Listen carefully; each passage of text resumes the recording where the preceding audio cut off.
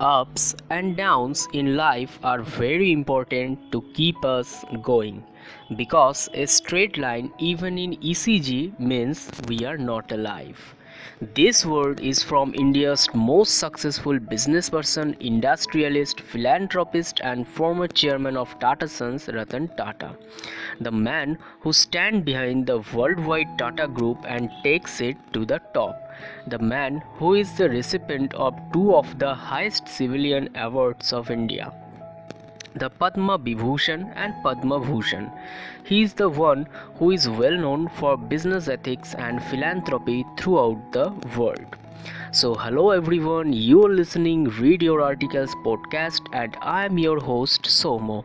So, today we come with the biography of the legend and an Indian business person who became the ideal of youth and spread Indian products throughout the world. The man who makes India proud and built the Tata Group. Tata became a global brand with his intelligence and effort. Yes, you are right, this person is none but Ratan Tata. So, without wasting the time, let's start.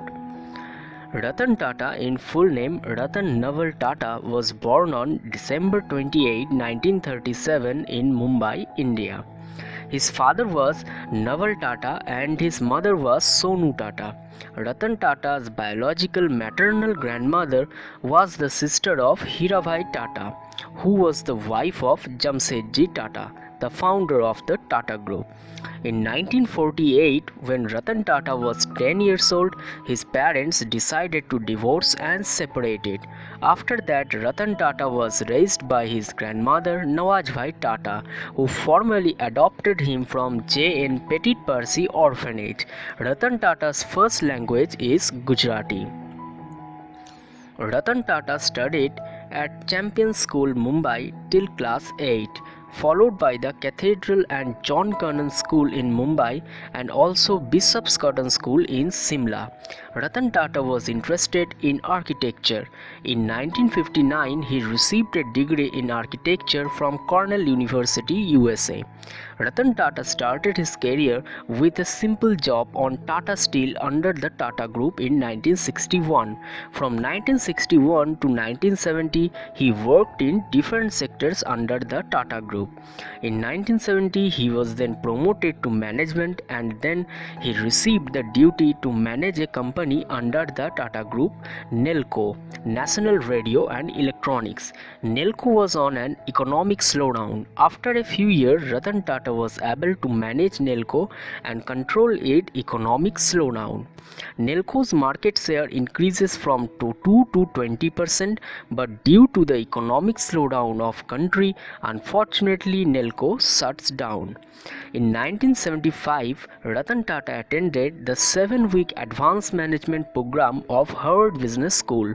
In 1977, he got another opportunity to build up a new company, Tata Express Mill, under the Tata Group. Ratan Tata again stand up to grow up his company and he advised the management to invest more in this company because this company was also on the economically down. But management rejected his advice and unfortunately the company also shuts down. These are the first two big failures in Ratan Tata's life, but we all know that great people learn from the failure. Ratan Tata learns a lot from those ups and downs. In 1991, Ratan Tata was made the chairman of Tata Group by J.R.D. Tata. After that, Tata Group started to grow faster. During the 21 years, he led the Tata Group grew over 40 times revenue and profit over 50 times. In 1998, Tata launches fully Indian-made luxury car Tata Indica. Ratan Tata worked very hard for this project, but the car was criticized by the auto analyst and the effect was reflected in the sales. Tata Indica was failed to achieve a response and after a year the car became a flop. Tata Motors faced a huge loss due to this car flop down. After such a huge loss, Ratan Tata faced too many questions and criticized. Some people close to Ratan Tata suggested him to sell his car division. Ratan Tata accepted their advice and then he took the proposal to Ford Company. During the meeting, the chairman of the Ford Company, Bill Ford, said some hard words. They told, "You don't know anything. Why did you start the passenger car division at all?" They also said that they will do a favor by buying their car division. Ratan Tata and his team decided to back from New York, and Ratan Tata's ego was hurt and the game begins. After back from New York, Ratan Tata gives his full focus on Tata Group. He started to develop and learn new things, and then he launched the second version of Tata Indica V2. After some ups and downs, the car business started to grow faster, and the Tata Indica V2 hits. The Tata Group receives a huge profit. On the other side, Ford Company was suffering a huge loss due to Jaguar and Land Rover. They decided to sell their divisions. In 2008, Ratan Tata gives another proposal to Ford Company, but this time the proposal was different. Ratan Tata proposed to buy Jaguar and Land Rover. Bill Ford accepted the proposal and came to the Tata headquarters with his team. Ratan Tata bought Jaguar and Land Rover from Ford Company. After that, Bill Ford said the same word but in different way. Ford chairman Bill Ford thanks Ratan Tata, saying, "You are doing us a big favor by buying Jaguar and Land Rover." Today, Jaguar and Land Rover are successfully marketing throughout the world as a division of Tata Group. Not only Jaguar and Land Rover, but Ratan Tata also bought so many companies and added them as a division of Tata Group. In 2000, Ratan Tata bought Tetley, a Canadian tea bag inventory company, and that's the world's largest tea bag making factory was built. In 2004, Ratan Tata bought another South Korean vehicle company, Daewoo, and then added with the Tata Group.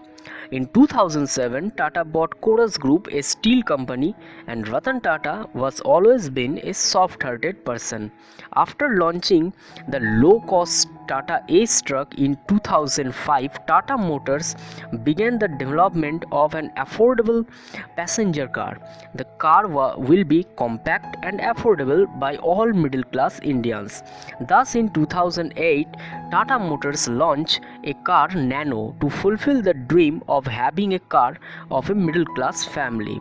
Tata Nano gets a good response, but due to some problems and cheap price, people tagged it as a cheap car. After some years, this car also flopped. Tata Group also believes in the online world, so Tata Group invested in many online companies like Paytm, Ola, Lenskart, Snapdeal, Cardekho, etc. In 2012, Ratan Tata retired from the chairman of Tata Group. Ratan Tata believes in simplicity, and still now he spent his life in a simple way. Ratan Tata is unmarried and he loved to read books and also an animal lover.